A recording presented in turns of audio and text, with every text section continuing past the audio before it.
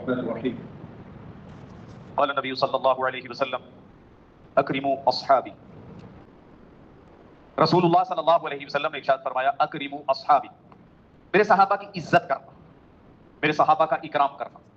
پھر ساتھ ہی آپ نے اس کی وجہ بھی ارشاد فرمائی کہ ان کی عزت کیوں کرنی ہے، ان کا اکرام کیوں کرنا ہے، ان کا رتبہ اتنا زیادہ ہے۔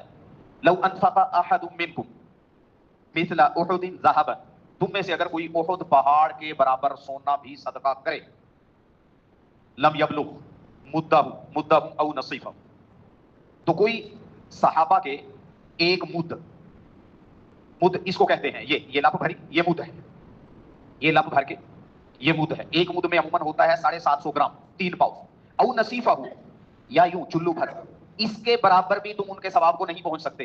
یعنی انہوں نے اتنے سے جو صدقہ کیے، اتنے سے جو صدقہ کیے، اور تم نے احد پہاڑ کے برابر سونا صدقہ کیا، پھر بھی ان کے ثواب کو نہیں پہنچ سکتے۔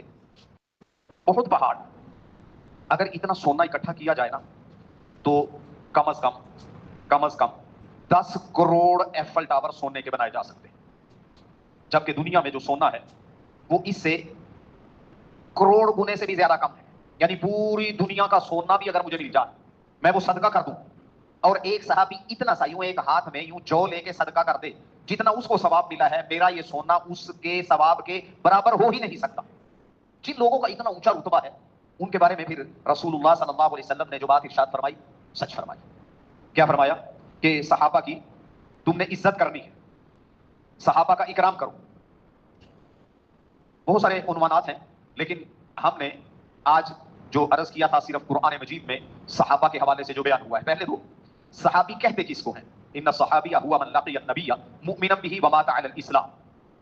علامہ ابن حجر اسقلانی رحمۃ اللہ علیہ نے یہ تعریف کر رکھی ہے، اور وہ بیان کرتے ہیں کہ امام بخاری رحمۃ اللہ علیہ، امام احمد ابن حنبل رحمۃ اللہ علیہ، اور اکثر و بیشتر ائمہ نے، محدثین نے یہی تعریف بیان کی ہے، یہی خوبی بیان کی ہے صحابی کی، کہ صحابی وہ ہے ان صحابیہ ہوا من لقی النبی، جس نے اللہ کے نبی صلی اللہ علیہ وسلم سے ملاقات کی ہو، کس طرح؟